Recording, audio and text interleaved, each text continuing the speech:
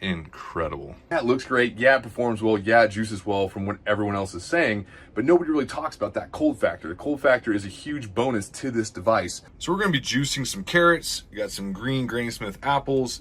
I got some limes that we're gonna leave whole. We're just gonna throw the whole thing in there because this thing juices like crazy. We have one peeled orange and one whole orange. To save you time, you don't have to peel all your oranges. This will juice things with the peel on it. And as long as you have a good source of your fruits and vegetables, you don't have to worry about any type of pesticides or issues in the rind. These are all organic fruits and vegetables, so I know that the rind doesn't have a bunch of weirdness in it, so I can just throw the whole thing in.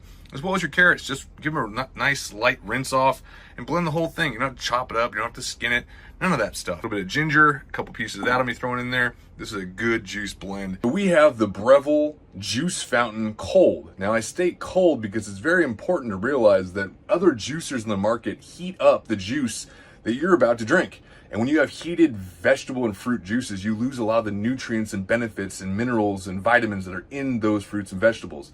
That's why cold pressed fruit juices are so expensive and so sought after. So Breville claims that this Juice Fountain cold will only bring your juice up to about 1.8 Fahrenheit higher than the original temperature, so it will not heat up your juice. So to assemble this is very easy. You're gonna have this wide open end that's gonna be going into the pulp dispenser, and then this little pointed end is where the juice is gonna come out. So set it into the cradle like that. From there, you take your actual blades and cutter, put it in like this. Just rotate it and you'll feel it engage. Boom, just like that. You have the top lid that fits in. Very simple, just push it right on like that. Now you're gonna take your catch lever, your lock lever, and you push it all the way up until it locks into place like that. Now you're technically good to go, but you're gonna wanna put your pulp catcher underneath, so you have to lean this unit back accordingly. And it's kind of do it with one hand, but it doesn't matter. It'll fit like that. You lean the device back, put the pulp catcher underneath, and then you're gonna set your juice catcher back here in a second. All right, let's get to juicing. Let's turn it on high first. See how that looks? One whole carrot.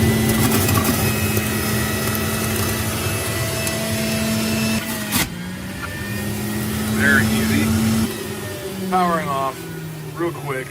I wish the plunger was flat. It's the only negative I can see so far, because that way you can put it up like this. It still will stay up, but it's kind of sketchy rocking back and forth because you will have junk and debris on top of this as you're pushing it down. So wish that was flat. Okay, back to it. Power on. It's a lot of juice from one carrot. Let's do all the carrots. Let's put all of those in there. Dang, this thing works great. Not even a plunger yet. Turn it down. Man. That looks great. Good juice out of that too. Oh, the smell is amazing. Let's do a whole apple. Like it's nothing. Let's do a second apple. And we'll do a third apple. And just shove that down in there. Oh my gosh.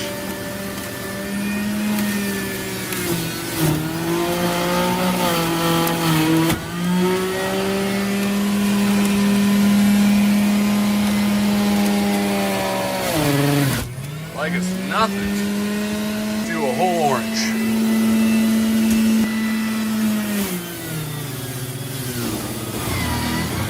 The orange bogged it down the most, but man, it just ate right through it. Out the rind on it. And an apple. Apple's too big. Found it. Downfall. Well, it just ate that orange without even having the plunger. Whole lime. Let's do two of them. Well, that's the problem. Have your plunger on the ready. If you put in round objects into this, keep in mind, have your plunger ready because it will bounce it around. It smells amazing in here right now. Very zesty. Smells like margaritas. So cut that apple up. Now we're ready to rock and roll. We got both the limes back in there. Let's do a little high. Get that back in there. The limes made the whole machine move. Let's throw in some ginger. I was ready that time. Nothing. Oh, you can smell that juice though instantly hitting the air. Ginger is so potent and powerful. Go easy on the ginger, a little bit at a time, and then add as you need. Let's go to low. Low is much more pleasant. Let's go low and see what it does with an apple. See if it'll even handle an apple in low. Here. Right. Just like that. Yeah, see, slow is just kind of bogged down. I feel like it's doing a disservice, so let's kick it back up to high.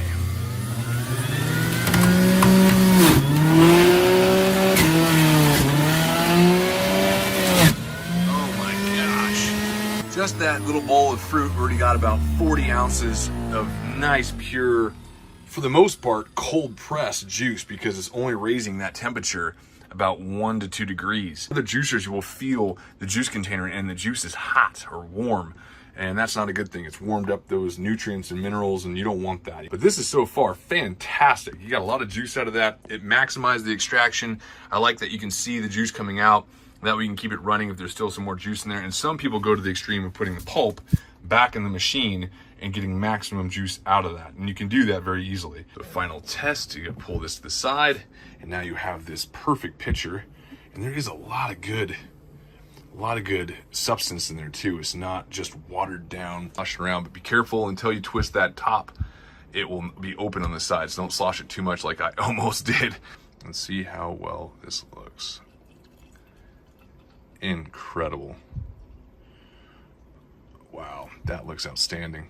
Thing that's overlooked that most people don't talk about, I think nobody talks about, is the fact this pitcher has little catchers. So you notice with a lot of juice, you still have some pulp remaining, some thickness that I personally love. So I'm gonna take this lid off and pour it to capture all that. But this, actually, when you pour it, that little section in the front here that you see catches a lot of that thicker stuff. So when you pour it into your glass, you're getting a filtered, cleaner juice, which is rad. So you have the option of having cleaner, less milky, frothed up, you know, pulpy like juice, but you can remove the lid if you want that pulp. But this does a great job at capturing all that. I'm absolutely in love with this. Obviously I have a lot of Breville products. I love their espresso machine and their smart grinder. This is no different. I'm absolutely in love with this device. I also like this attachment that fits onto your juicer nozzle right there, boom. That way if you just want a smaller glass full of it, you have this and it goes directly into your glass. Cheers.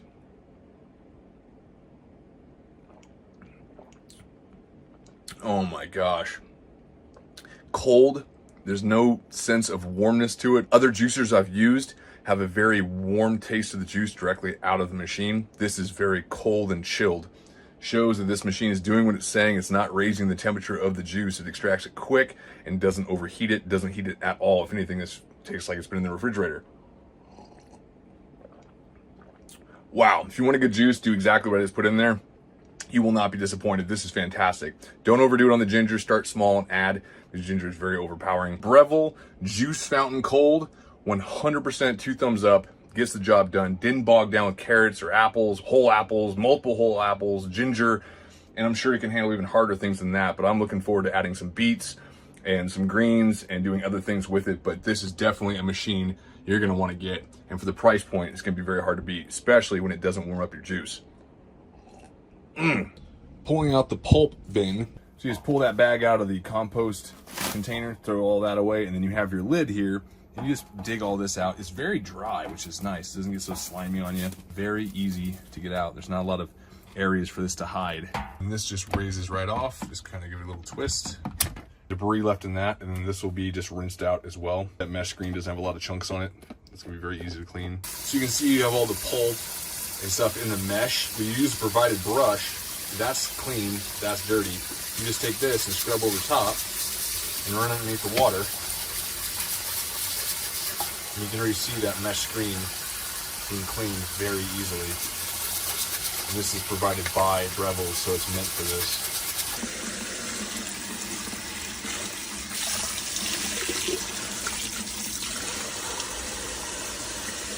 There's only one real tough spot to clean on this, and that's right underneath this lip.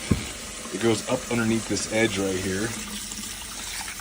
And as you can see, that little lip right there is the only thing that's hard to clean. Having a little scrubbing wand like that is nice because you can get up underneath there a lot easier and clean that out. But that's the only tricky part you have to clean. The rest of it's very simple to clean out.